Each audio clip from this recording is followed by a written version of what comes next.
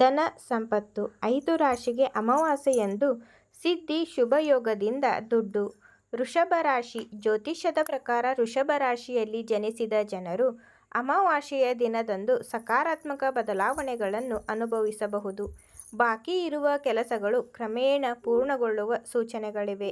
ಮನೆಯಲ್ಲಿ ಶಾಂತಿ ಮತ್ತು ಸ್ಥಿರತೆ ಹೆಚ್ಚಾಗುತ್ತದೆ. ಹೊಸ ನಿರ್ಣಯಗಳನ್ನು ಅಥವಾ ಆಧ್ಯಾತ್ಮಿಕ ಕೆಲಸವನ್ನು ಪ್ರಾರಂಭಿಸಲು ಈ ಸಮಯವನ್ನು ಅನುಕೂಲಕರವೆಂದು ಪರಿಗಣಿಸಲಾಗುತ್ತದೆ. ನೀವು ದೊಡ್ಡ ನಿರ್ಧಾರಗಳಲ್ಲಿ ತಾಳ್ಮೆಯಿಂದ ವರ್ತಿಸಿದರೆ ಭವಿಷ್ಯದಲ್ಲಿ ನೀವು ಉತ್ತಮ ಫಲಿತಾಂಶವನ್ನು ನೋಡುತ್ತೀರಿ. ಕರ್ಕಾಟಕ ರಾಶಿ. ಜ್ಯೋತಿಷ್ಯದ ಪ್ರಕಾರ ಅಮಾವಾಸ್ಯೆಯು ಕರ್ಕಾಟಕ ರಾಶಿಯಲ್ಲಿ ಜನಿಸಿದವರಿಗೆ ಮಾನಸಿಕ ಶಾಂತಿ ಮತ್ತು ತೃಪ್ತಿಯನ್ನು ತರುತ್ತದೆ. ಕುಟುಂಬದಲ್ಲಿ ಸಕಾರಾತ್ಮಕ ವಾತಾವರಣ ನಿರ್ಮಾಣವಾಗುತ್ತದೆ ಮತ್ತು ಹಳೆಯ ಸಮಸ್ಯೆಗಳು ಬಗೆಹರಿಯುವ ಸಾಧ್ಯತೆಯಿದೆ. ಧಾರ್ಮಿಕ ಕೆಲಸ, ಪೂಜೆ ಅಥವಾ ದಾನ ಮಾಡುವುದರಿಂದ ಮನಸ್ಸಿಗೆ ಶಾಂತಿ ಸಿಗುತ್ತದೆ. ಕೆಲವು ಹೊಸ ಅವಕಾಶಗಳು ಅಥವಾ ಒಳ್ಳೆಯ ಸುದ್ದಿ ಸಿಗುವ ಸೂಚನೆಗಳಿವೆ. ಸಿಂಹ ರಾಶಿ. ಜ್ಯೋತಿಷ್ಯದ ಪ್ರಕಾರ ಈ ದಿನ ಸಿಂಹ ರಾಶಿಯವರಿಗೆ ಆತ್ಮವಿಶ್ವಾಸ ಮತ್ತು ಹೊಸ ಶಕ್ತಿಯನ್ನು ನೀಡುತ್ತದೆ.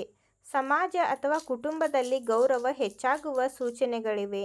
ಈ ದಿನವು ಕೆಲವು ಪ್ರಮುಖ ವಿಷಯಗಳನ್ನು ಪ್ರಾರಂಭಿಸಲು ಸ್ಫೂರ್ತಿದಾಯಕವಾಗಿರುತ್ತದೆ. ಆಧ್ಯಾತ್ಮಿಕ ಕೆಲಸ ಅಥವಾ ದೇವರ ಪೂಜೆ ಸಕಾರಾತ್ಮಕ ಶಕ್ತಿಯನ್ನು ನೀಡುತ್ತದೆ. ಮನಸ್ಸಿನಲ್ಲಿರುವ ಆತಂಕ ಕಡಿಮೆಯಾಗುತ್ತದೆ. ತುಲಾ ರಾಶಿ. ಜ್ಯೋತಿಷ್ಯದ ಪ್ರಕಾರ ತುಲಾ ರಾಶಿಯಲ್ಲಿ ಜನಿಸಿದವರಿಗೆ ಅಮಾವಾಸ್ಯೆ ಬದಲಾವಣೆಗಳು ಮತ್ತು ಸುಧಾರಣೆಗಳನ್ನು ತರಬಹುದು. ಹಳೆಯ ಸಮಸ್ಯೆಗಳು ಅಥವಾ ತೊಂದರೆಗಳು ಕಡಿಮೆಯಾಗುವ ಸಾಧ್ಯತೆ ಇದೆ. ಮನೆಯಲ್ಲಿ ಶಾಂತಿ ಮತ್ತು ತೃಪ್ತಿ ಇರುತ್ತದೆ. ಹೊಸ ಯೋಜನೆಗಳು ಅಥವಾ ಆಲೋಚನೆಗಳು ಸರಿಯಾದ ದಿಕ್ಕನ್ನು ಪಡೆಯಬಹುದು. ಈ ದಿನದಂದು ಧ್ಯಾನ, ಪೂಜೆ ಅಥವಾ ದಾನವು ಮಾನಸಿಕ ಸ್ಥಿರತೆ ಮತ್ತು ಸಕಾರಾತ್ಮಕತೆಯನ್ನು ಹೆಚ್ಚಿಸುತ್ತದೆ. ಮೀನರಾಶಿ. ಜ್ಯೋತಿಷ್ಯದ ಪ್ರಕಾರ ಮೀನರಾಶಿಯಲ್ಲಿ ಜನಿಸಿದವರಿಗೆ ಈ ದಿನವು ಆಧ್ಯಾತ್ಮಿಕ ಪ್ರಗತಿ ಮತ್ತು ಮನಸ್ಸಿನ ಶಾಂತಿಯ ದಿನವಾಗಿದೆ. ಧಾರ್ಮಿಕ ಅಥವಾ ಆಧ್ಯಾತ್ಮಿಕ ವಿಷಯಗಳಲ್ಲಿ ಆಸಕ್ತಿ ಹೆಚ್ಚಾಗುತ್ತದೆ. ಕೆಲವು ಪ್ರಮುಖ ವಿಷಯಗಳಲ್ಲಿ ಸಂಬಂಧಿಸಿದಂತೆ ಸರಿಯಾದ ನಿರ್ಧಾರಗಳನ್ನು ತೆಗೆದುಕೊಳ್ಳಲು ನಿಮಗೆ ಸ್ಫೂರ್ತಿ ಸಿಗುತ್ತದೆ. ಕುಟುಂಬ ಮತ್ತು ನಿಕಟ ಜನರೊಂದಿಗೆ ನೀವು ಉತ್ತಮ ಸಂಬಂಧವನ್ನು ಹೊಂದುತ್ತೀರಿ. ನೀವು ಸಕಾರಾತ್ಮಕ ಆಲೋಚನೆಗಳು ಮತ್ತು ತಾಳ್ಮೆಯನ್ನು ಇಟ್ಟುಕೊಂಡರೆ ಭವಿಷ್ಯದಲ್ಲಿ ನೀವು ಅದೃಷ್ಟವನ್ನು ಪಡೆಯಬಹುದು.